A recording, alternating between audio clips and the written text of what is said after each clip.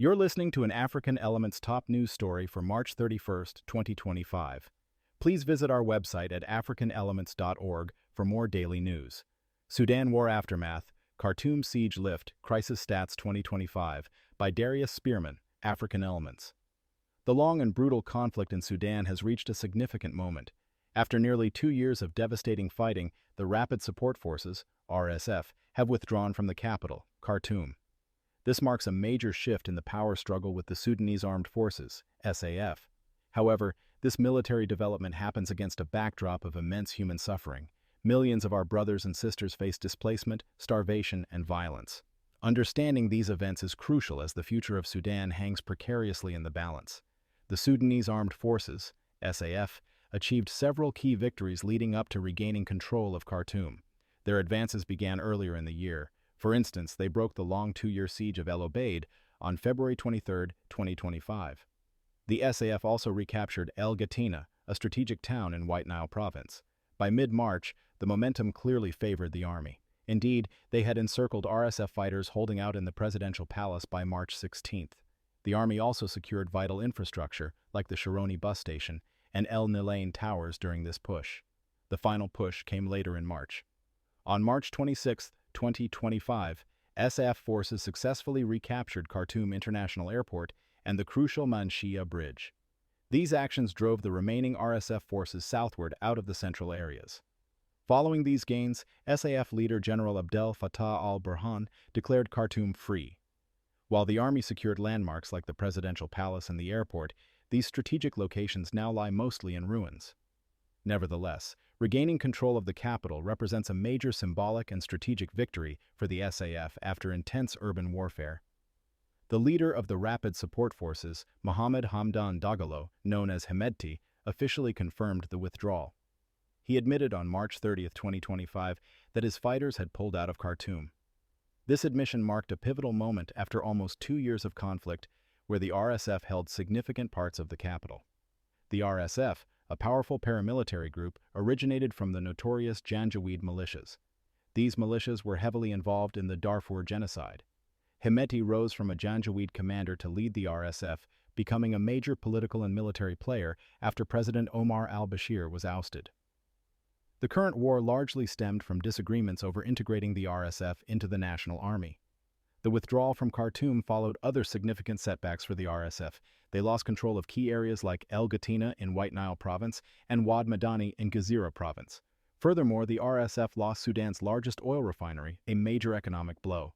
Just before the Khartoum withdrawal confirmation, the SAF regained the Souk Libya market in Omdurman on March 29th, further tightening their grip on the greater Khartoum area. Despite these military losses, the RSF attempted a political maneuver. They signed a charter with allied groups from the SPLM-N coalition, aiming to establish a rival government of peace and unity. This move clearly challenges the legitimacy of the SAF-backed administration. The military shifts offer little comfort amid a catastrophic humanitarian situation. The scale of suffering is immense, felt deeply by Sudanese people and the diaspora watching in horror.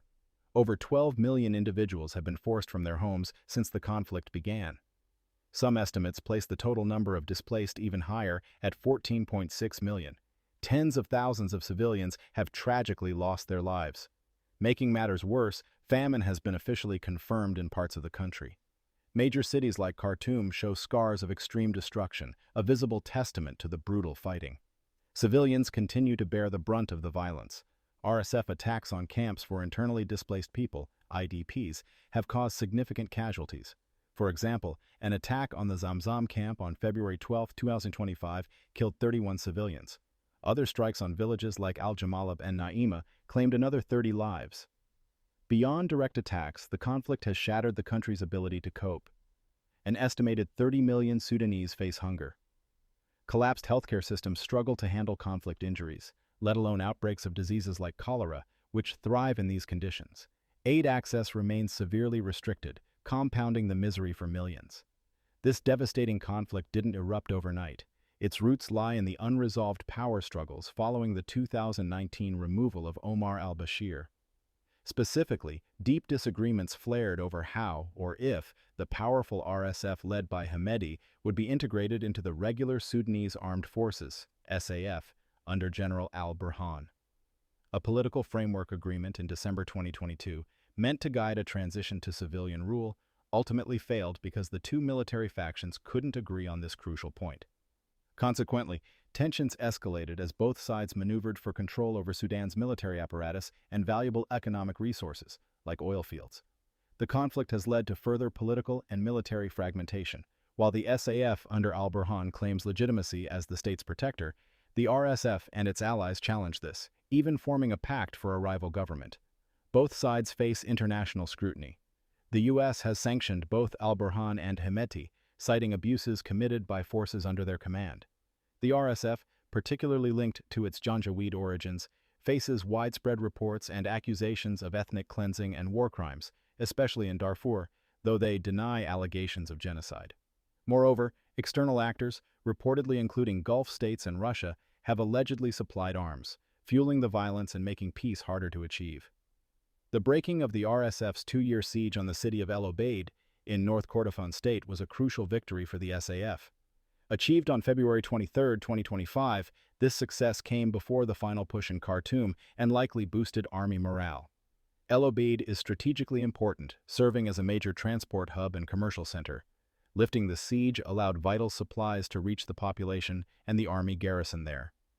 Thus, it represented a significant turning point in the war's trajectory in that region, signaling the weakening of the RSF's hold outside the capital. Despite SAF gains, the broader picture remains deeply concerning, particularly regarding the international response. Global aid efforts have fallen critically short. Shockingly, only 5% of the UN's humanitarian funding appeal for 2023-24 was met as of early reporting. This massive shortfall, totaling about $2.56 billion, severely limits the ability of NGOs to provide life-saving assistance. Attacks on aid workers further complicate relief efforts. Diplomatic initiatives led by regional bodies like IGAD and Western partners have struggled, failing to enforce lasting ceasefires. Regions like Darfur remain highly volatile, facing renewed ethnic tensions as both sides recruit local fighters, alongside compounded crises like flooding and disease outbreaks. Ultimately, the conflict's devastating impact continues to ripple outwards, causing pain and anxiety across Sudan and the global diaspora. Copyright African Elements.